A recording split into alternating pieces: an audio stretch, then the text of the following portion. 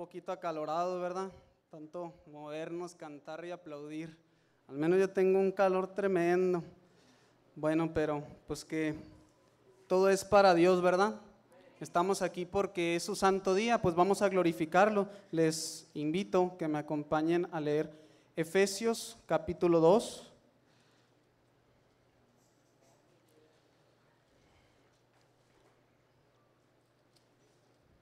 Efesios capítulo 2 y verso 4.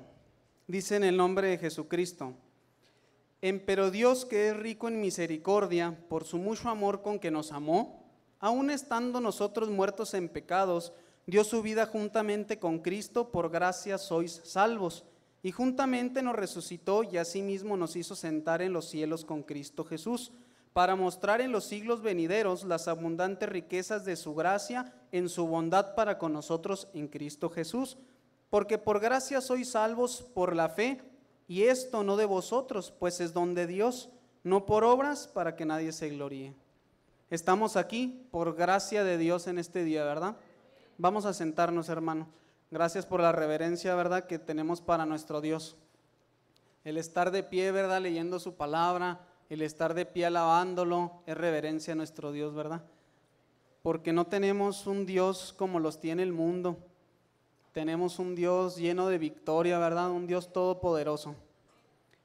Acabamos de leer ahí en este pasaje de la Biblia, ¿verdad? En este pequeño versículo, del 4 al 9, leíamos que Dios es un Dios de misericordias. Les decía yo, por eso estamos aquí. Y sí, ¿verdad? Casi siempre que me subo yo aquí, les recuerdo que gracias a, pues sea la misericordia de Dios, ¿verdad?, al amor que nos tiene, tenemos la capacidad de estar vivos aquí, respirando aquí, poder estar reunidos, ya sea que usted tenga alguna enfermedad o alguna deficiencia, lo que fuera, pero estamos aquí, ¿verdad? No estamos en ningún otro lado, al menos no es tanta nuestra gravedad como para no estar en un hospital o algo. Bendito sea Dios que estamos aquí. Bueno, pues este tema espero que sea de edificación para ustedes, ¿verdad? Sinceramente siento muchas ganas de comentárselos porque es algo que desde hace meses, ¿verdad?, yo tengo en mi corazón. Siento yo Dios que ha puesto quien lo ha puesto pues en mí para comentárselos a ustedes, ¿verdad? Quería tener la oportunidad de algún sábado en la tarde comentarlo, porque por regularmente me encuentro en el púlpito por los sábados en la mañana o cuando estamos haciendo algún estudio, pero no en la predicación, ¿verdad? Entonces que sea Dios quien nos vaya guiando. Vamos a hacer nada más una pequeña oración, para que sea Dios quien nos guíe, ¿verdad? Y donde gusta, si está o se pone sobre sus rodillas, cerrando sus ojos. Padre eterno, gracias porque una vez más tu misericordia, como dice tu palabra, nos ha llenado, Padre, en otra semana para poder estar aquí presentes en tu santo templo, Señor. Gracias porque mis hermanos les podemos ver el rostro nuevamente esta semana y es una bendición, grande bendición que hayamos podido tener alimentos, agua y hogar para esta semana. Pero más que nada la bendición de conocerte a ti, Señor, porque venimos a reunirnos aquí porque conocemos que existe un Dios verdadero. Pues sé tú, Señor, quien nos pongas en nuestro corazón el entendimiento de estas palabras, que es consejo tuyo, ¿verdad?, y no de humanos. Que pongas en nosotros la capacidad de hacer lo necesario, Señor, para estar en tus caminos. Gracias, Padre Santo, y pues que sea acepto todo lo que hagamos delante de ti, Señor. Pongas la gracia en mí y en mis hermanos para escuchar este mensaje con prontitud y llevar a cabo, Señor, lo que sea necesario, ¿verdad?, para estar en tus caminos, Señor. Obradores, ¿verdad?, y no oidores. Gracias, Padre, en el nombre de Cristo Jesús te lo pedimos, amén. Bueno, pues que sea Dios quien nos dirija en esta tarde. Sí les voy a pedir, hermanos, que me vayan siguiendo ahora a Primera de Corintios.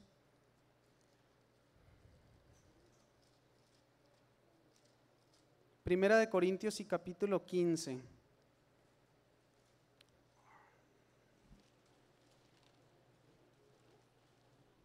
Primera de Corintios 15 y casi al final.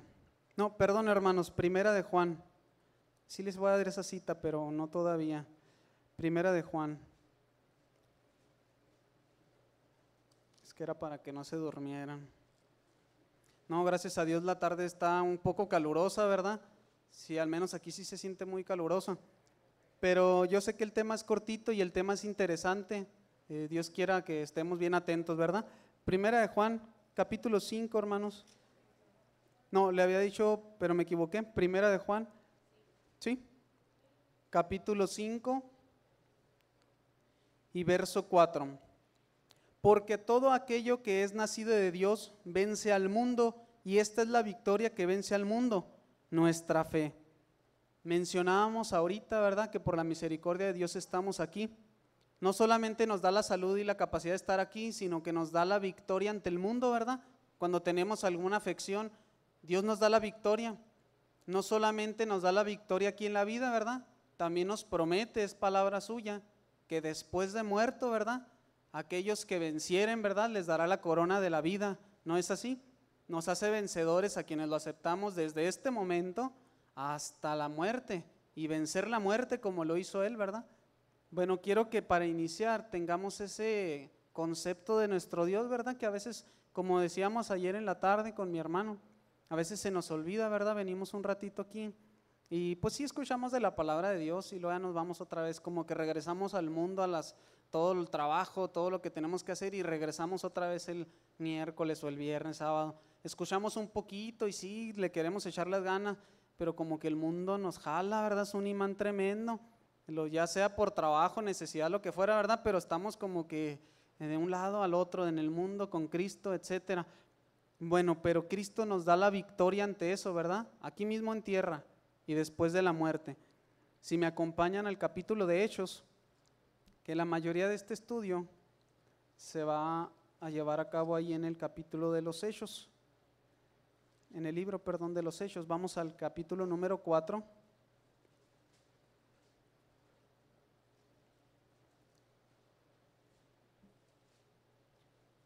Y verso 11, capítulo 4, verso 11 y 12.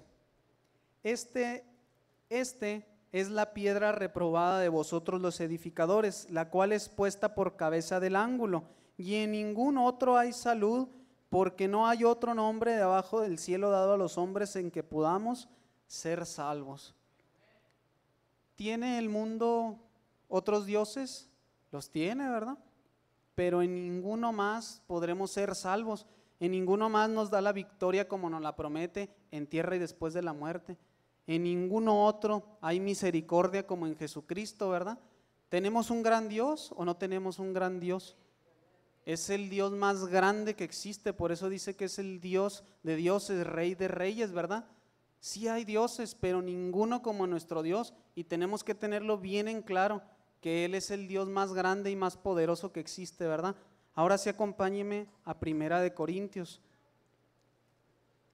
Tengamos la grandeza de nuestro Dios siempre en mente, porque yo creo que sabiendo que existe alguien sumamente más grande que yo, es cuando voy a poder lograr la humildad, ¿verdad?, con Dios, de decir, oye, hago algo por ti y no por mí, ¿verdad? Como a veces pues tenemos tiempo libre, yo sé, todos necesitamos de despejarnos de las actividades diarias del trabajo, lo que fuera, pero el tiempo para Dios debiera ser un gozo tremendo para nosotros, ¿verdad?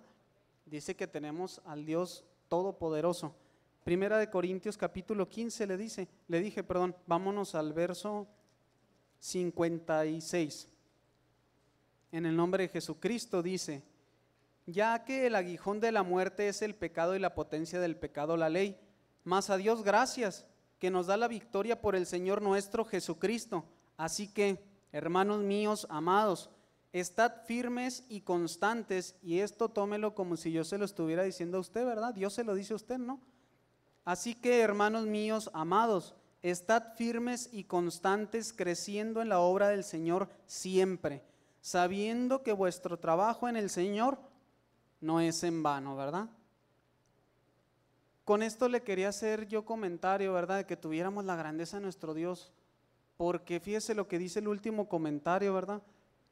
Dice ahí, de hecho la puso mi hermano, ahí la tenía de casualidad en las diapositivas, está puesta ahí, ¿verdad? Nuestro trabajo que hagamos por nuestro Dios nunca será en vano.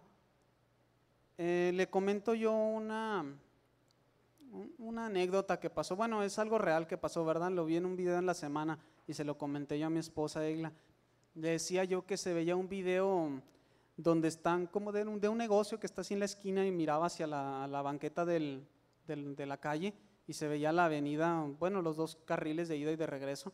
Y va una mujer cargando en brazos a su hijo. Cuando va caminando, al niño que iba en brazos se le cae un chupón. La señora todavía da unos 2, 3 pasos adelante y se da cuenta, regresa y de espaldas sin darse cuenta ya va y agarra el chupón. En lo que se da la vuelta y camina 2 pasos, exactamente en donde estaba parada, llega por causa de un choque, un carro y destruye la pared donde estaba.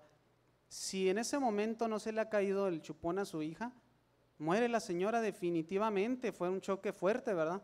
Cuando menos hubiera quedado sin algún miembro de su cuerpo o algo, era un choque tremendo. A ella, ¿verdad? Por decir así, le llegó una bendición por la equivocación de su hijo, un error. Le llegó la bendición a través de otra persona o a través de un suceso. El día pasado, 29 de mayo de este año, ¿verdad?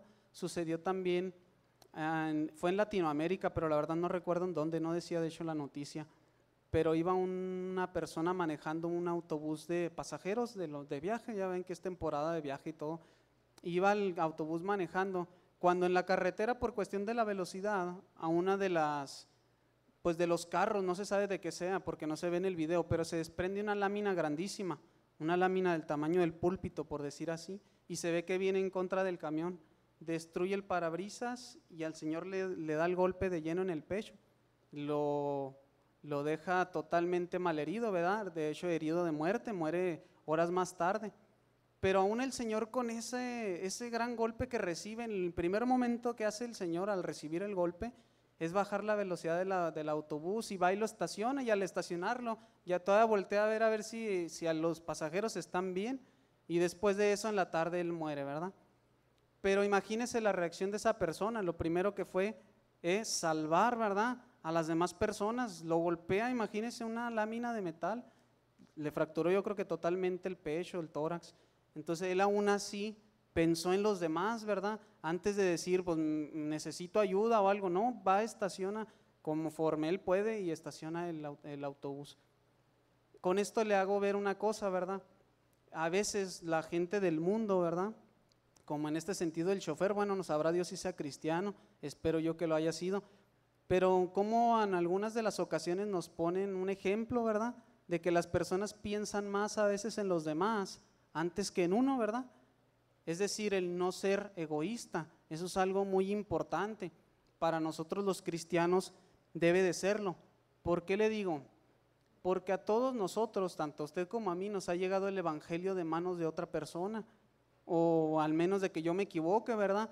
Pero si alguien pudiera levantar la mano a quien se le haya aparecido un ángel de Dios, o Dios mismo, Jesucristo, y que le haya evangelizado a usted, ¿habrá alguien entre nosotros? Al menos aquí no, ¿verdad? Nos ha llegado siempre de manos, aunque sea por un texto o de palabras de otra persona, ¿no es así? En este caso de los accidentes, la salvación hasta incluso a esas personas pasajeros les llegó por manos de un herido de muerte. Nosotros no estamos heridos de muerte, ¿verdad? Nosotros tenemos toda la salud del mundo. Leíamos en Efesios 2, tenemos un Dios de misericordia que nos permite estar aquí, ¿verdad? Ahorita sentados a gusto, con un poquito de calor, pero mira, hasta se nubló en la época, en el horario en el que vamos a estar aquí, mire qué a gusto. Entonces con esto le hago ver una cosa, nosotros tenemos algo bien grande, ¿verdad? Que es el conocimiento de Dios. ¿Será justo o no será justo que compartamos esa salvación con los demás? Es justo, ¿verdad? Es necesario, ¿no? Bueno, vamos a ver aquí algunas citas más, pero antes que nada, yo me hice una pregunta que se la quiero hacer a usted, no la responda, claro, es una pregunta para que usted la analice. ¿Puede crecer, la iglesia sin la intención de crecer? ¿Puede llegar a ser una mejor iglesia por casualidad? El mundo nos ayuda a que la iglesia sea cada vez más ordenada, más organizada, ir a predicar la palabra de nuestro Dios, yo cambiar como ser humano cada vez mejor. El mundo nos destruye, ¿verdad? No nos está ayudando en lo más mínimo.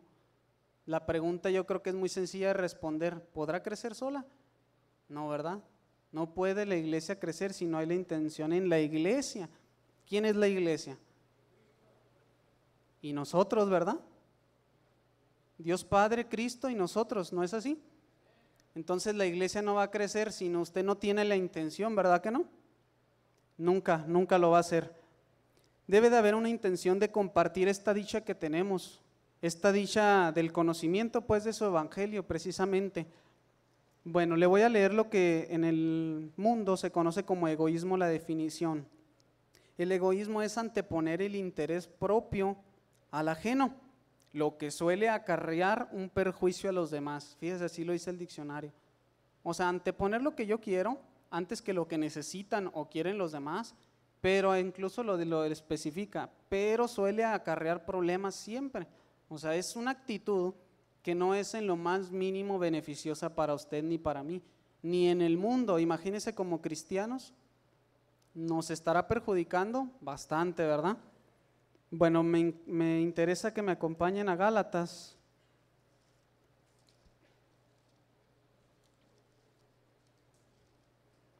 Y capítulo 5, verso 22, ya lo saben ustedes de antemano, ¿verdad? De qué se habla aquí.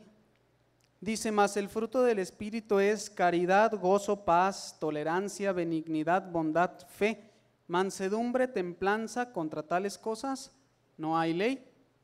Pero de aquí me interesa de estos nueve conceptos que tenemos aquí, me interesa uno, ¿qué es la bondad? Es lo que le decía yo ahorita, que tenía el chofer con aquellas personas. Cuando él se siente herido de muerte, dice: me voy a morir de seguro.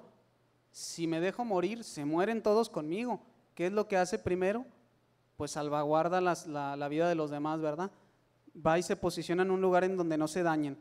Eso es bondad, ¿verdad? Pero nosotros la necesitamos que tener como cristianos, ¿verdad? Yo le necesito que dar algo a mis hermanos, no porque necesite yo algo de mis hermanos o mis hermanos no puedan vivir sin mí. No, necesito que darle algo a mis hermanos porque esto me edifica, ¿verdad? Porque Dios así lo ha hecho. De hecho, siempre que vino, ¿no hizo tantos milagros y maravillas Cristo? No las hizo para Él, ¿verdad? No fue un coliseo romano en donde juntara 10,000 gentes o 1,000 gentes. Predicar algo bonito, hicieron un milagro para que la gente viera algo increíble. Voy a convertir estas piedras en un gas maravilloso y que haga figuras. No era entretenimiento a la gente, era bondad, daba algo hacia los demás, ¿verdad? Bueno, esto exige nuestro Dios de su iglesia, ¿verdad? Era parte de lo que mencionábamos ayer. Bueno, con esto le quiero decir que nosotros somos iglesia y debemos de ser bondadosos, debemos de compartir. ¿Qué se les ocurre que podemos compartir? El evangelio, ¿verdad? Yo creo que es lo primero. Si yo al menos veo a mis padres o a mis vecinos, a quien fuera, ¿verdad? Y digo: ¿cómo viven sin conocer de Dios, verdad? ¿Cómo no nos va a querer mover el corazón de irle a decir algo a mis vecinos, a mis familiares? Regularmente son nuestros familiares lo que más nos puede, ¿verdad? Decimos: no conocen del evangelio, necesito que darles. Eso es bondad, ¿verdad? Pero no solamente la tenemos que tener para mis familiares y los vecinos de aquí.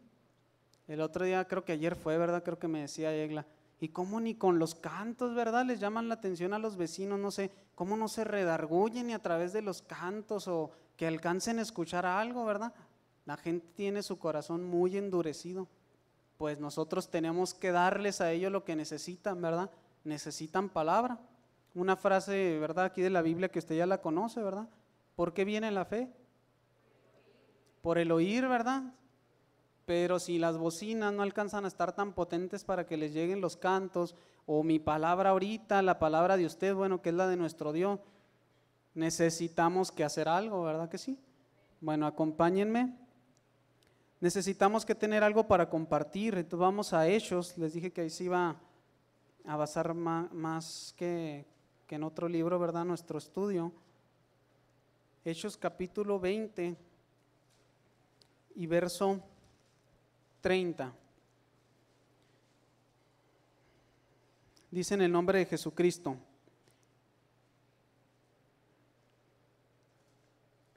Dice: y de vosotros mismos se levantarán hombres que hablen cosas perversas para llevar discípulos tras sí. Nada más ahí, para no leer tanto porque no quiero extenderme mucho en el tema, para comentar otras cosas. Pero sabemos que hay otras iglesias, entre comillas, ¿verdad? O otras denominaciones, ¿verdad? Que no confían en la palabra de nuestro Dios, que prefieren seguir las tradiciones humanas antes que el consejo de Dios, etcétera. Y maravilla a la gente, ¿verdad que sí? Al menos a mi familia y a muchos otros ven a ese, pues a esa secta, ¿verdad? Como sabemos que es, como el acercarse a Dios, el si voy un ratito a misa, ¿verdad? Una hora, listo, soy el hijo de Dios como cualquiera y todos los demás, y soy tan acepto a Dios como cualquier otro. Y es más, incluso dicen muchos de ellos, y aunque no vayas ni siquiera a las reuniones que ellos hacen, tú puedes ser salvo mientras seas una buena persona. Entonces, qué desconocimiento tan grande hay, ¿no? Cómo se ha pervertido, ¿verdad?, el evangelio sano de nuestro Dios, que necesitamos que contrarrestarlo, ¿no es así? Bueno, dice entonces en Efesios, vamos a adelantarnos un poquito, y capítulo 4, Efesios 4 y verso 11. Y él mismo dio unos ciertamente apóstoles y otros profetas y otros evangelistas y otros pastores y doctores para perfección de los santos. Bueno, de ahí hay algo que dice evangelistas, ¿verdad que sí? ¿Qué será? ¿Quiénes son? Los que predican el evangelio, ¿verdad? Pues usted y yo en algún momento le hemos hablado a alguna persona de Dios, ¿no es así? Pues es evangelista usted y yo, ¿verdad que sí?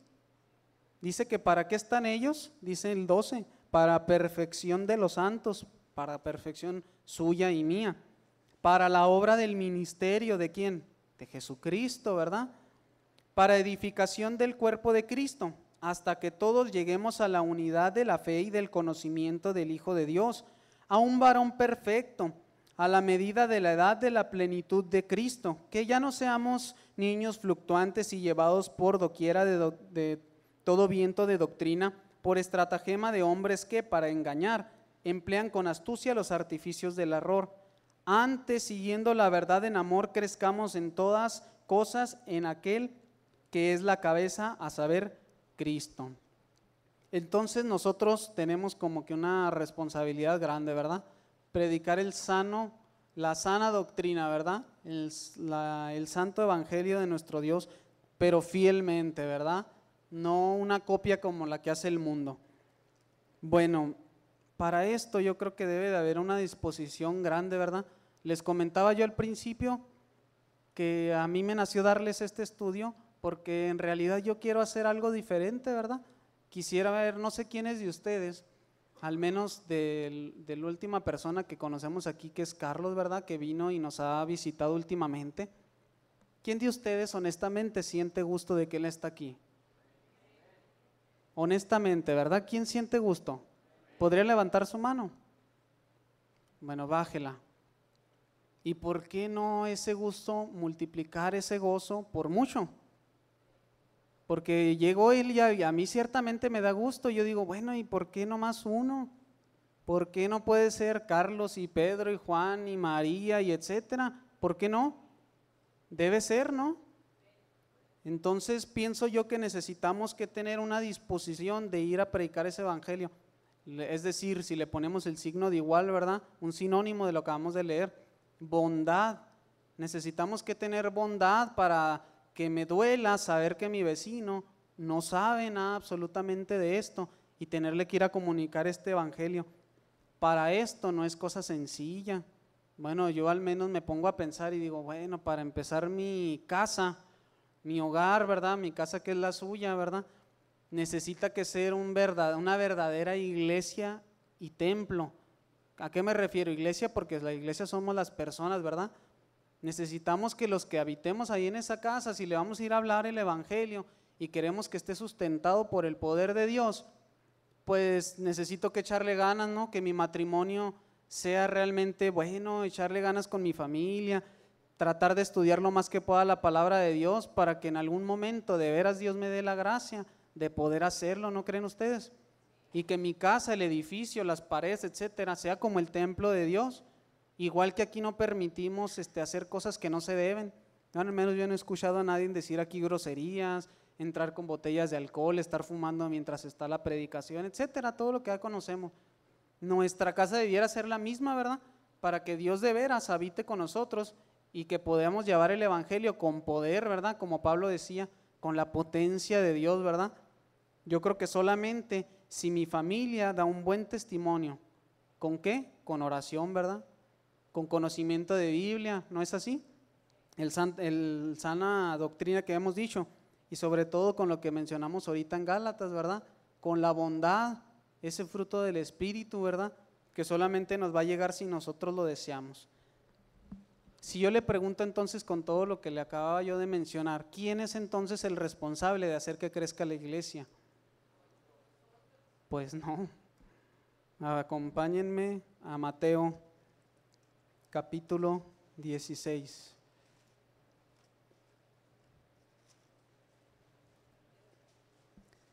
Mateo 16 y verso 18, ya lo hemos conocido muchas veces, pero lo enfatizamos desde otra manera ese texto, ¿verdad? Dice, mas yo también te digo que tú eres Pedro, y sobre esta piedra, o sea Jesucristo, ¿verdad? Edificaré mi iglesia, y las puertas del infierno no prevalecerán contra ella. Pero dice, ¿quién dice que edificará su iglesia? Jesucristo. Él es el responsable de hacer crecer su iglesia, ¿verdad? O sea, Él. Vamos a corroborarlo si me acompañan a Primera de Corintios.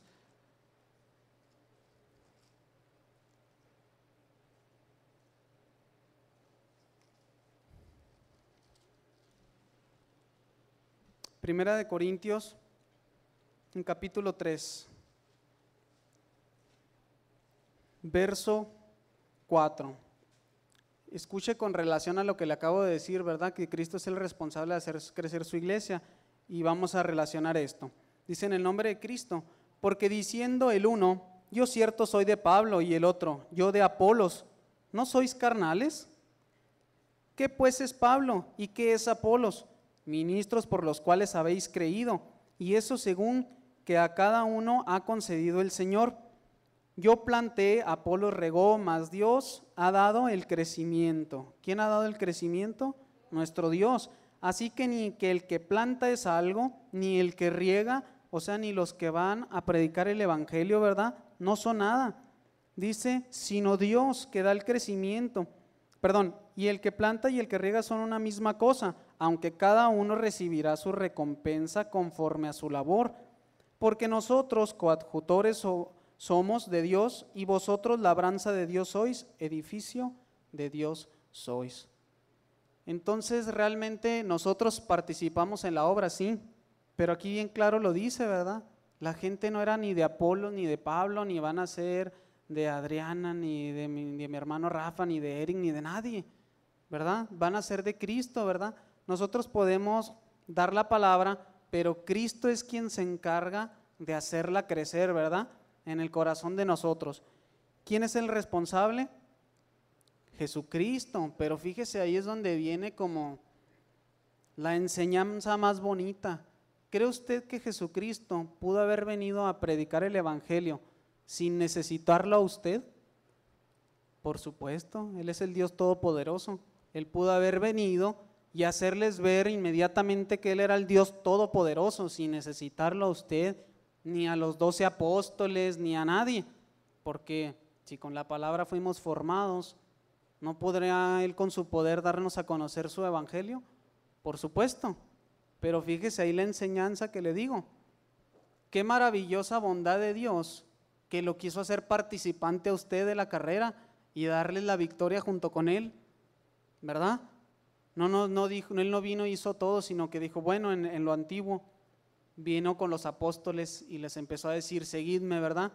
Los quiero hacer participantes de mi reino. Quiero que se gocen conmigo cuando veamos que a una persona se le predica y es salvo también. ¿Usted cree que los apóstoles no disfrutaban?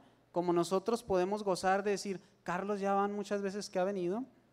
Como a lo mejor yo pude haber sentido cuando yo estaba aquí, ¿verdad? Sinceramente yo nunca asistí aquí al templo por conocer de Dios, ¿verdad? Yo venía por acompañar a mi esposa aquí, pero yo no tenía la menor idea de, ay, voy a asistir a la iglesia a ver qué aprendo de Dios. Nunca, o sea, nunca. Yo no creía en Dios, ¿verdad? Antes de venir aquí a esta iglesia. Conocía de Dios, pero no creía en absoluto que esto fuera real. Entonces me llegó por mano de mis hermanos predicadores, ¿verdad? Por boca de ellas, por boca de ellos, por mi esposa antes que cualquier hermano. Y me llega el evangelio de salvación. Nos hizo, a ustedes los hizo, ¿verdad? Participantes de la salvación de una persona. Y nos puede hacer participantes de la salvación de muchos, para gozo de nosotros mismos. O sea, no espere una recompensa en el reino, a ver qué me van a dar, ¿verdad?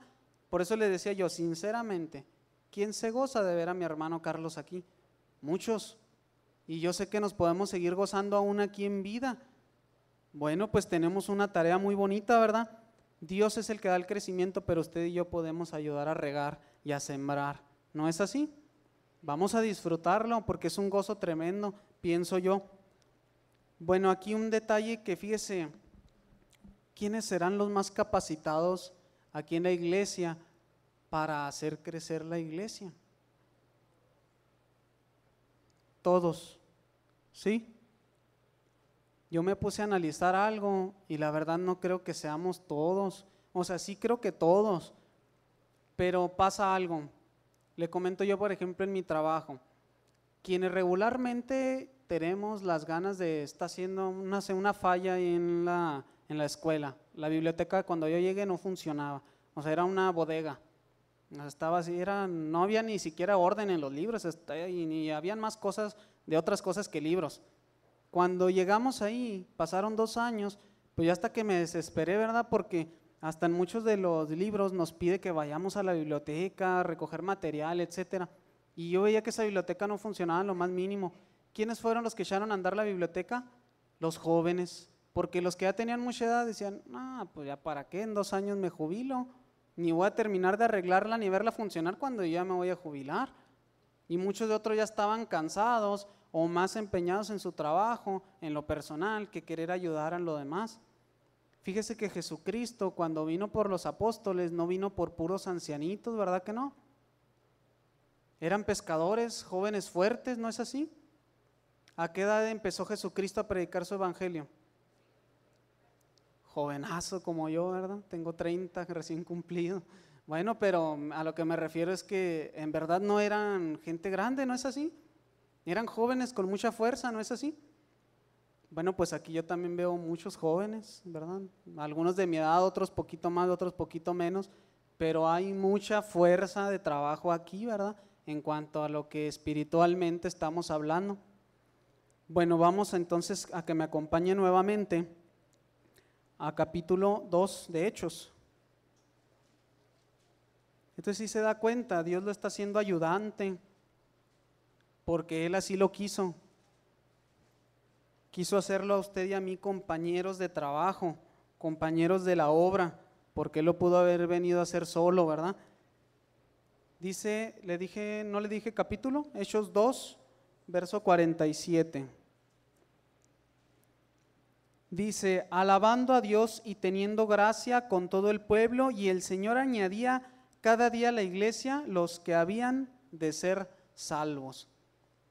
Entonces, cuando estaban aquí los apóstoles, la iglesia del inicio, predicando la palabra, que es lo que estamos diciendo, teniendo bondad hacia con aquellos que no conocían más que la muerte que le otorga el mundo, ¿verdad? La vida y placeres temporales hasta la muerte. Ellos tenían esa bondad y dice que la iglesia iba creciendo. Entonces yo pienso que lo más saludable es que la iglesia siga creciendo, ¿no? Hasta en los negocios, si algo se queda estancado, no sirve, no es negocio. Si una empresa dura ganando lo mismo 1 año, 2 años, regularmente lo que hacen es cambiar la estrategia que están haciendo y si no funciona la cierran antes de que se vaya a la quiebra y con ese dinero ponen otra. No esperan a que se destruya o se deteriore.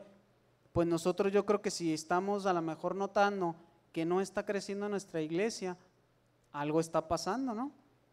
Hay que ver, hay que analizar como lo haría cualquier persona, pues qué estoy haciendo yo o qué no estoy haciendo para poder hacer algo y contrarrestar esto, ¿no lo cree usted así?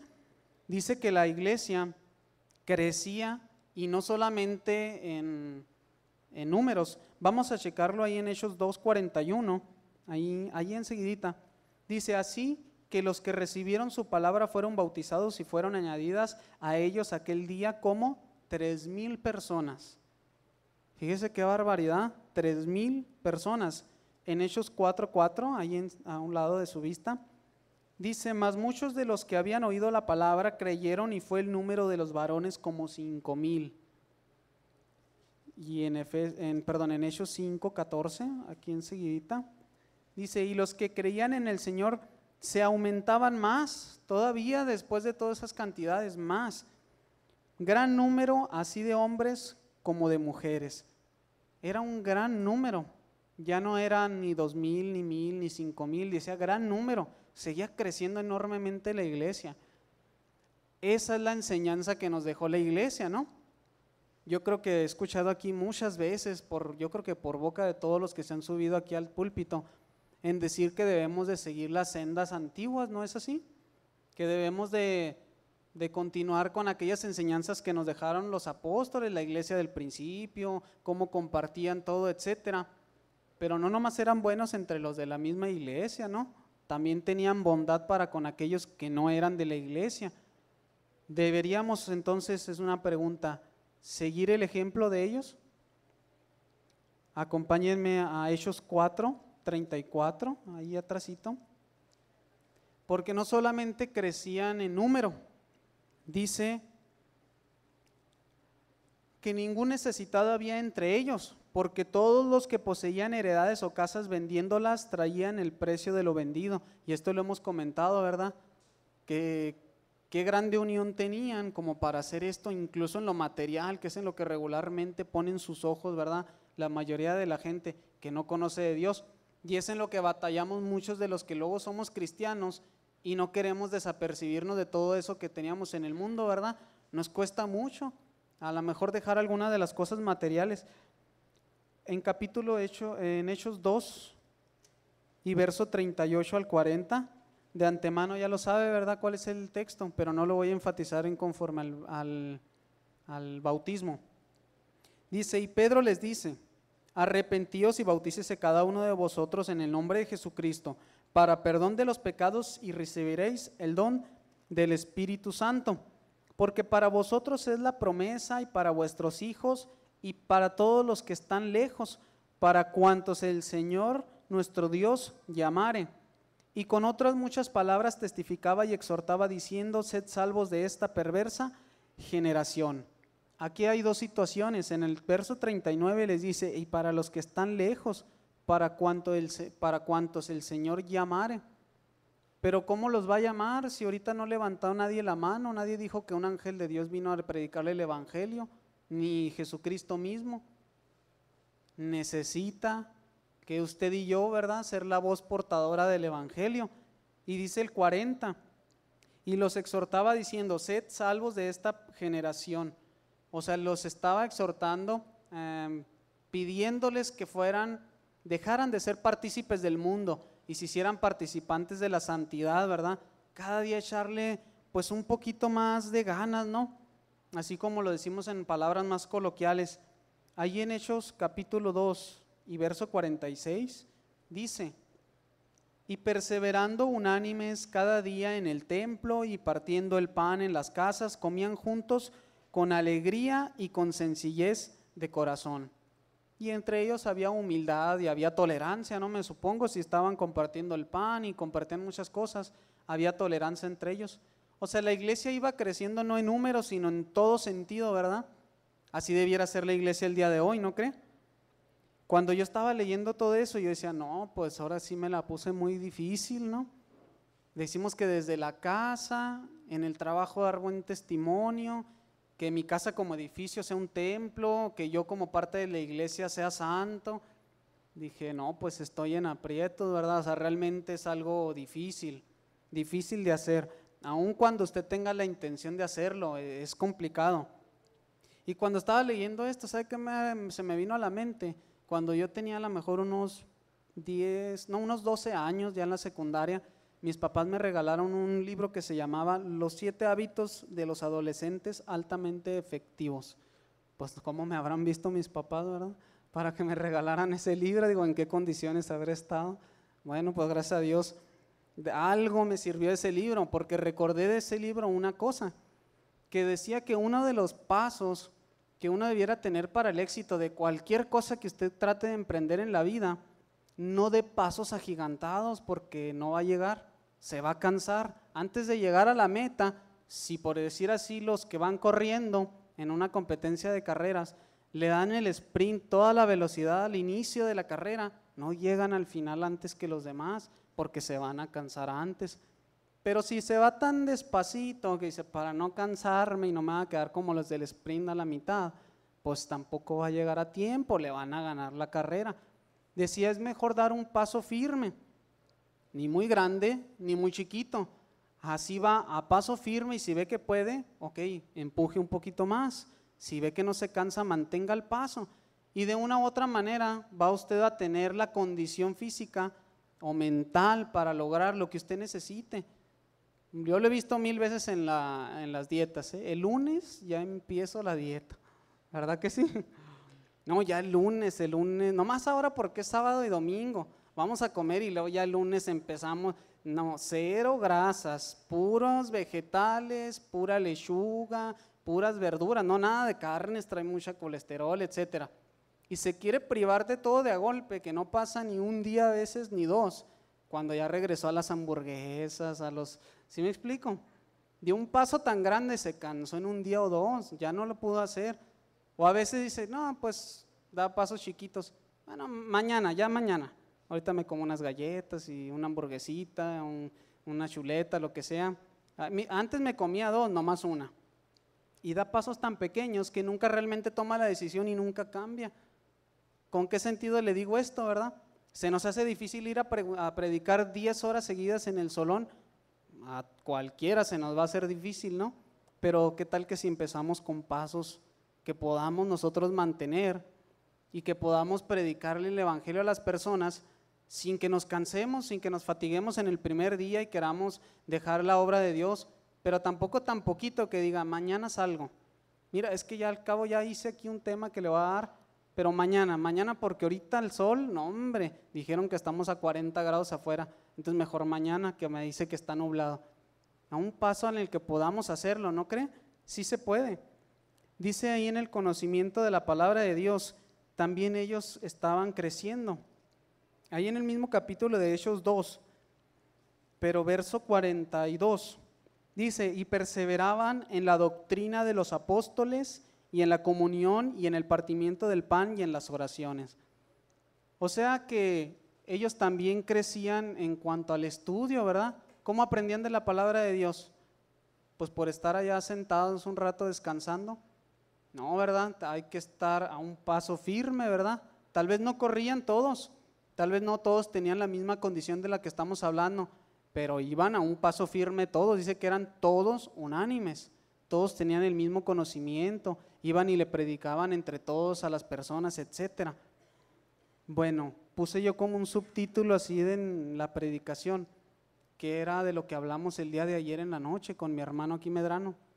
El subtítulo dice así como que fuertemente, ¿verdad? Harto estoy de vuestros sacrificios, dice ahí, ¿verdad? ¿Me acompañan? ¿En qué libro era el que estamos estudiando? Isaías.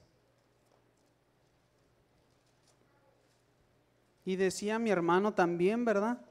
Se oye feo, pero es cierto. Si nosotros caímos en la misma condición de Israel, harto va a estar el Señor de nuestros sacrificios, ¿no? Ya hablamos que ellos caían en unas condiciones increíblemente, ¿verdad? Difícil en la mente, a lo mejor nosotros veríamos idolatría aquí en el templo, ellos lo tenían, ¿verdad? Decía que llevaban el tabernáculo junto con los ídolos, entonces nosotros a lo mejor no tenemos ídolos aquí ni nada por el estilo, pero fíjense lo que dice ahí el verso 11 del capítulo número 1. ¿Para qué a mí, dice Jehová, la multitud de vuestros sacrificios? Harto estoy de holocaustos, de carneros y de cebo, de animales gruesos, no quiero sangre de bueyes, ni de ovejas, ni de machos cabríos. ¿Cómo es que les decía todo esto si él mismo, Jesucristo, fue el que lo estableció? Vamos a leer el verso 16 de ahí mismo y el 17. ¿Por qué lo estaba diciendo? Ahí un poco lo aclara. Lavad, limpiaos, quitad la iniquidad de vuestras obras de ante mis ojos, dejad de hacer lo malo, aprended a hacer bien, buscad juicio, restituid al agraviado, oíd en derecho al huérfano, amparad a la viuda. O sea, en este capítulo luego lo vamos a ir viendo, ¿verdad? Como conforme lo vayamos estudiando, ¿verdad? Pero tiene mucho regaño, ¿verdad? Por decir así, mucho de qué decirle al pueblo de Israel en el capítulo de Isaías, y aquí los estaba exhortando por seguir ¿cómo le llaman?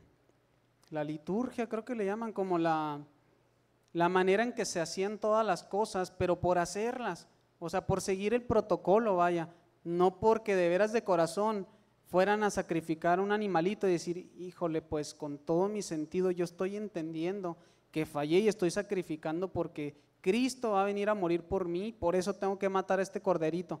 No, no lo hacían así, ¿verdad? Ya lo hacían nada más porque si peco, pues tengo que ir a sacrificar. Y no me extrañaría, ¿verdad?, que hasta los mismos sacerdotes, bueno, porque luego en la historia de Israel así se registra, ¿verdad?, hacían lo que tenían que hacer, pero no tenían su corazón con Dios. O sea, nada más lo hacían por cumplir, no de sinceridad. Y él les decía a su pueblo, estoy harto de sus sacrificios. O sea, sí hacen todo esto, pero decía, no pueden ir a orar, no pueden ir a hacer algo por una viuda. O sea, no iban a buscar ni a los mismos de su pueblo para ir a ayudar a los de su pueblo. Imagínense si iban a predicar ya a los demás pueblos, difícilmente, ¿no? Entonces, a lo mejor nosotros, en cierta medida o en la manera que usted guste, pero no estamos cayendo en la condición de no tener esa empatía con las personas que sufren. ¿O no sufría usted en el mundo con todo lo que le otorgaba el mundo? Lo sabemos hasta que conocemos algo mejor, ¿verdad? Al menos a mí me sucedió. Conociendo el Evangelio dije, hay otra vida diferente. Esto que yo vivía no era absolutamente nada a comparación de lo que hoy vivo. Mi vida ha cambiado en muchos sentidos. Simplemente yo que no creía en Dios, si tenía un problema me las arreglaba yo solo, porque ni siquiera tenía yo en mi pensamiento, bueno, pero Dios me va a ayudar. No, ni siquiera ese consuelo, ¿verdad? Ni en lo absoluto. Si tienes un problema, como puedas, pero ahora en Cristo es diferente. Así en muchas situaciones Cristo nos sustenta, ¿verdad? Bueno, dice ahí un empresario en el mundo, decía una frase, no es suficiente que nosotros tengamos éxito como empresa, necesitamos que hacer que las demás empresas fracasen, si no, no es suficiente el éxito. Eso lo veía él porque era de una manera competitiva como se maneja el mundo, pero tiene una gran razón. O sea, no es un éxito que nosotros creamos a Dios, todavía no está completo. Tenemos que hacer que el enemigo no llegue a su meta, que él no tenga éxito, que fracase, porque si él está ya tentando contra todo el mundo y yo no voy y les apercibo, oigan, miren, el consejo de Dios te da otra vida, etcétera, en cierta manera estoy permitiendo que él gane terreno, ¿no es así? Es como si usted va en una carrera y usted va caminando y el otro va corriendo, ¿va a ganar usted? No va a ganar, tiene que correr al mismo tiempo que él. Si no va corriendo al mismo tiempo, pierde. Si corre al mismo tiempo, cuando menos ya tiene la probabilidad de empatar, ni siquiera de ganar. Puede empatar, pero tiene que correr más rápido, tiene que ganarle. En el cierto sentido, ¿usted cree que si las empresas del mundo, si la economía del mundo es competitiva, Satanás no lo es? ¿Quién creó las empresas del mundo? ¿Quién creó el entretenimiento del mundo? Satanás es el más competitivo, le aseguro a usted. Necesitamos que no solamente tener éxito, sino asegurarnos el fracaso de él. ¿Con qué lo podemos lograr? ¿Cómo se le ocurrirá a usted? Además de predicar el evangelio, ¿verdad? Claro. Orando. orando porque con nuestras fuerzas le aseguro que aunque predique de casa en casa todos los días de su vida, 8 horas diarias como si fuera un trabajo, no lo va a lograr. Necesitamos que orar y que accionar, ¿verdad? Llevar esta palabra de vida a las demás personas, ¿verdad? Me puse a investigar, yo dije, bueno, ¿será esto algo que nada más en ciertos lugares pase o en la iglesia de Dios estará creciendo? Bueno, no encontré el detalle porque para empezar, pocos grupos conocen el evangelio como nosotros, ¿verdad? Sabemos que tienen a lo mejor falsas doctrinas, que han bebido de Babilonia, etcétera. Pero al menos en esos grupos doctrinales que no concuerdan muchas cosas, ¿sabe qué porcentaje de los diezmos se utiliza para el evangelismo o para alguna actividad que sea llevarle el evangelio a las demás personas? Y estamos hablando de iglesias de 30,000 miembros al mismo tiempo en un culto. Hay estadios enormes y se llenan para un culto 30,000 personas, 10,000, 20,000, etcétera. Imagínense las cantidades estratosféricas de dinero que se manejan. Ni el 1% se utiliza para llevarle de perdida por escrito, así un papelito, tenga la palabra de Dios o algo. Ni el 1%. ¿Cómo irá Satanás corriendo y a qué velocidad iremos nosotros, pienso yo? Pues hay que empezar a apretar el paso, pensaba yo, ¿verdad? Conforme iba viendo esto, necesitamos que competir contra el enemigo. Bueno, esta es mi propuesta, ¿verdad? Yo propongo que la iglesia avance, que no se quede igual, y me refiero aquí a Safari, ¿verdad? No me refiero a la iglesia del mundo.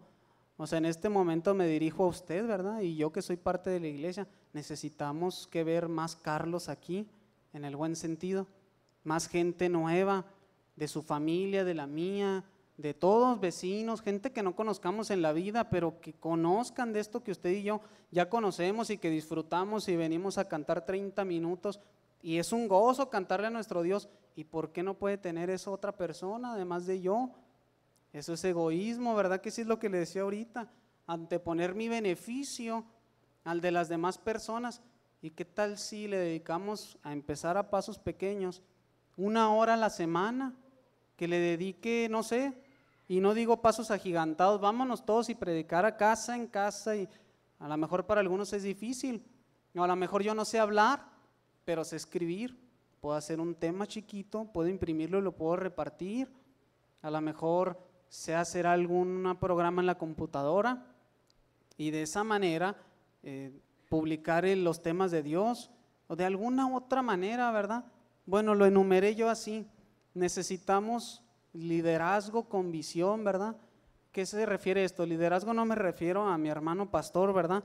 Sino a aquellas personas que quieran llevar el evangelio, tienen que ser un líder, ¿verdad? O sea, un líder en el sentido de tener el deseo de llevarlo, pero con una visión. Voy a repartir a quien, al que sea, capaz que entrego en una iglesia cristiana y pues ya todos conocen de la salvación. ¿Para qué voy a entregar ahí? Tengo que ser inteligente, ¿verdad? Tengo que llevarle la palabra a quien vea yo que más necesita. Tenemos que tener, por decir así, un propósito. De pérdida en esta semana, una persona que yo no conozca, comentarle que Dios existe. Invitarlo a la iglesia de alguna manera, puede ser alguien aquí cerca que tenga la probabilidad de asistir, porque si invito a alguien allá por mi casa y está bien lejos, lo más seguro es que si no tiene carro no vaya a venir, y si yo no tengo carro ahorita no lo puedo traer, entonces pues difícilmente va a traer algún beneficio a su vida, ¿verdad? Hay que ser inteligentes, hay que tener liderazgo con visión, ¿verdad? A él a lo mejor le puedo dar un papelito, pero a alguien que viva cerca de aquí sí lo puedo invitar aquí a nuestro templo, etcétera, ¿verdad? 2, puse yo que debemos de administrar para lo que somos buenos, eso que yo le decía, si yo no sé hablar nada, pues puedo juntarme con algún hermano. Oye, pero tú hablas bien bonito, pero yo sé escribir. ¿Qué tal si yo redacto un tema y tú se lo puedes dar a una persona? Mira, tengo un conocido que necesita oír de la palabra de Dios, está pasando por un mal momento, etcétera. O sea, necesitamos que hacer equipo. Jesucristo nos puso el ejemplo, como le digo yo, Él no vino solo, buscó un equipo de 12 personas, grande, no eran 1 o 2 personas juntas, eran 12, eran bastantes. ¿Usted cree que todos eran buenos para lo mismo? No, ¿verdad? Pedro era muy irreverente, decía las cosas como lo creía en el momento, etcétera. Otros apóstoles eran diferentes, ¿verdad? Unos no tenían escuela, otros sí, ¿verdad? Tenían educación. Sí se fija, la cultura diferente hace la fuerza, ¿verdad? Pues nosotros necesitamos que ser una iglesia que compita contra Satanás, ¿verdad? Contra el mundo, pues. Las prioridades deben de ser en el orden bíblico, lo pensaba yo. Esto que primero mi relación con Jesucristo esté bien, ¿no? Si mi relación no pudiera darle yo el testimonio de Jesucristo, sabiendo que yo no tengo vaya, una relación íntima con Él, ¿verdad? O voy a hablarles de la palabra del Evangelio y me acompañan aquí a la iglesia, pero cuando ya tienen un día viniendo se dan cuenta que mi matrimonio no funciona para nada. Yo nunca le pregunto a mi hermano cómo está, ni voy ni lo saludo, ni me preocupo por ellos. La gente del mundo no conoce a Dios y se desilusiona de ver esto, y es real, me lo han dicho. ¿Cómo podemos estar a lo mejor aquí dando un testimonio que no es el correcto a Dios? Así no se puede evangelizar, ¿verdad? Eso lo pensaba yo, no sé si esté yo en lo correcto. Y más que nada, pues tener esta palabra, este fundamento, ¿verdad? Bien estudiado, porque si me dicen, oye, ¿y dónde dice eso? Pues no voy a sacar el celular para poner o la computadora para poder buscar un texto. Yo necesito que tener el Espíritu de Dios, ¿verdad? Para poderles llevar la palabra. Bueno, no me gusta nada más que, se me olvidó, perdón. Vamos, acompáñenme a Primera de Juan. Saben que no me gusta a mí nunca, siempre que he dicho, cuando una persona critica a alguien, ¿verdad? Si no va que no es crítica esto, por eso precisamente le digo, si una persona da un consejo, bueno, no consejo, pero fíjate que ese vestido no te queda bien, ¿verdad? Por decir así, pero no lo acompañas con un consejo, sabes que te quedaría mejor o mira, vi unos bien bonitos, porque recuerdan que, por ejemplo, nosotros hemos dicho, ¿verdad? Hay que venir vestidos apropiados a la iglesia, etcétera. Si nosotros a lo mejor vemos a alguien del mundo que viene vestido tremendamente, ¿verdad? Inapropiado, no voy a llegar y decirle, estás mal vestido, sino tengo que llegar a darle un consejo, ¿no es así? Estoy viendo tu falla, es cierto, pero mira, ¿qué tal que si te quedarían bien bonitos estas sandalias? Oye, en vez de un short, mira, un pantalón de vestir, qué bonito se te vería, etcétera. Si no va la crítica acompañada de un consejo, es crítica destructiva y no constructiva, ¿no es así?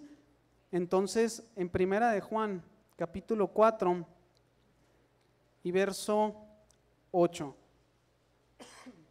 Y antes de leerlo, por eso le decía yo, ¿verdad?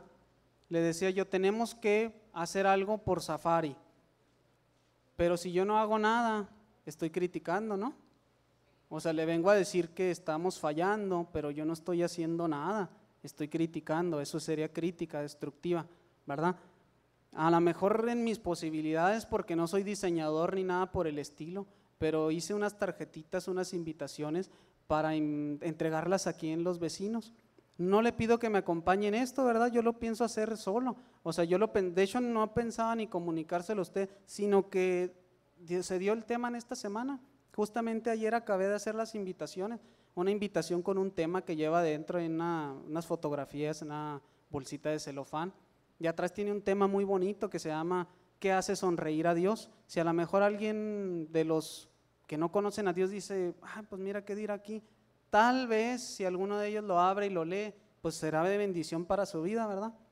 Bueno, con esto le digo yo que quiero un poquito de poner de mi parte. Si usted pone de su parte, yo creo que va a ser la fuerza más grande, ¿verdad? Vamos a invitar a la gente que no conoce de Dios a esta iglesia, porque necesitamos que ser empáticos con ellos y que ellos conozcan de este gozo que usted tiene, y que no vayamos a descuidar la salvación, no vayamos a caer como el pueblo de Israel en Isaías 1. Compartámoslo, no nomás que sea un protocolo. Dice Primera de Juan capítulo 4 y verso 8. Dice, el que no ama no conoce a Dios, porque Dios es amor. Pásese hasta el 20 ahí mismo. Si alguno dice yo amo a Dios y aborrece a su hermano, es mentiroso, Porque el que no ama a su hermano, cual ha visto, ¿cómo puede amar a Dios a quien no lo ha visto? Necesitamos, ¿verdad?, que demostrar el amor a Dios, porque es muy importante, lo decíamos el día de ayer, tal vez en eso se nos va la vida eterna.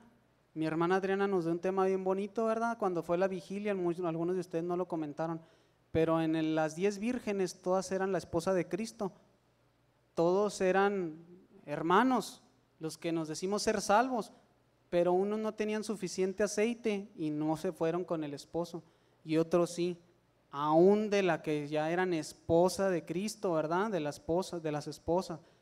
Entonces no por tener nosotros el bautismo somos salvos. Trabajemos, ¿verdad?, dicen, la obra de nuestro Dios para no caer en la condición de Israel. Les voy a poner un video ahí, hermanos, les va a pasar un video mi hermano, una última alabanza, los invito a que se pongan de pie, pero la letra que va a pasar ahí va a estar escrita, póngale suma importancia a lo que dice, está muy bonita la letra, para que sea el último mensaje, ¿verdad?, que le quiero comentar de nuestro Dios.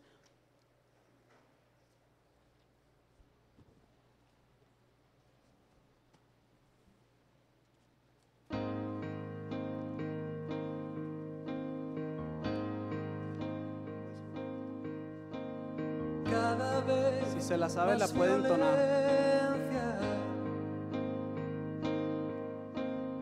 más maldad en la tierra.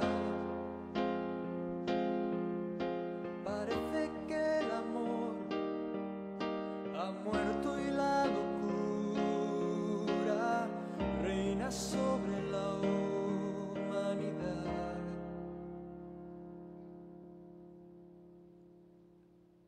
Jóvenes acabados,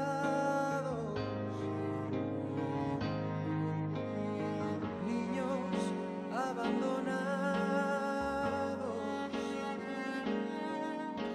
a precio de placer y decidiendo solo el interés. ¿Dónde queda la justicia y la venganza? ¿Dónde quedan el castigo y la razón? ¿Por qué callas tú, Señor, y nos olvidas? ¿Cómo puedes permitir tanto dolor? Dime dónde está aquel Dios, el Dios de Elías, que de vez en cuando se dejaba oír. ¿Cuánto tiempo tardará aún tu espíritu en venir?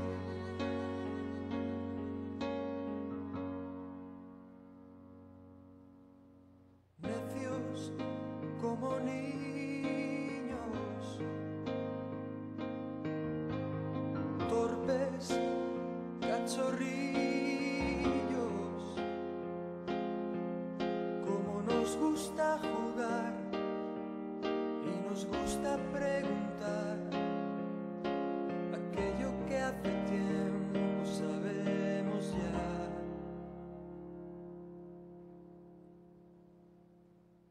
Dios aún sigue hablando, sigue aún contestando, y aquel que quiere oír aún puede percibir su voz de amor.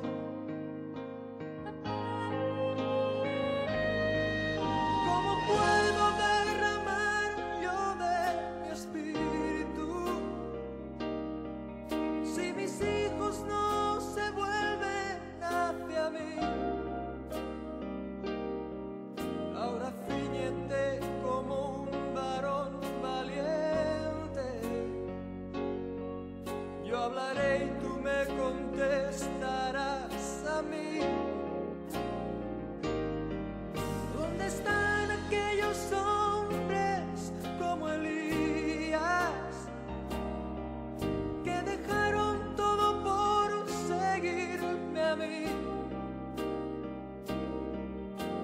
rompieron compromisos con el mundo,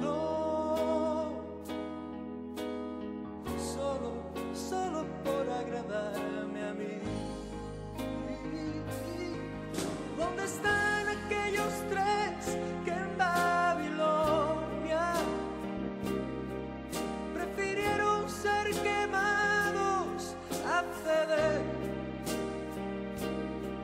¿Dónde está aquel Daniel que me adoraba? ¿Dónde está la santidad de aquel José? Oh, ¿dónde está ese niño que mató al gigante? ¿Dónde están los sucesores de Josué? ¿Dónde están esas mujeres entregadas como Esther?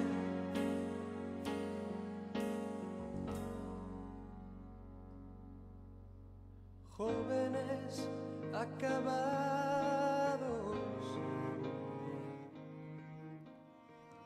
niños abandonados. Es cierto, ¿no?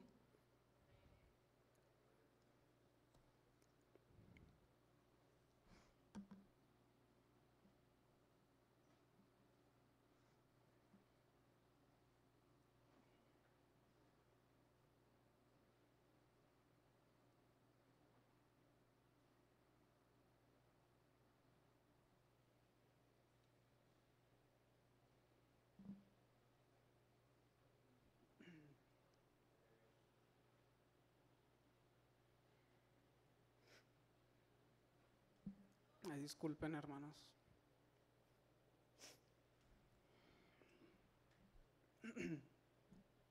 Pero están aquí, ¿verdad? Pregunta, ¿dónde están?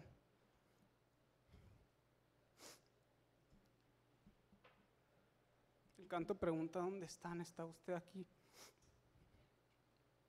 Aquí estamos. Bueno, vamos a orar, hermanos.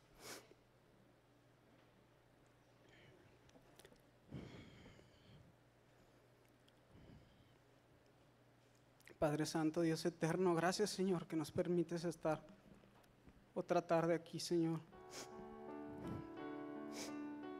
delante de tu presencia, Señor, buscando tu consejo, tratando de negarnos al mundo, Señor, y de seguir tus caminos. Bendice, Señor, a mis hermanos que se van a retirar el día de hoy con un mensaje tuyo, Señor, pero que no es nuestro, que no nos pertenece, Padre.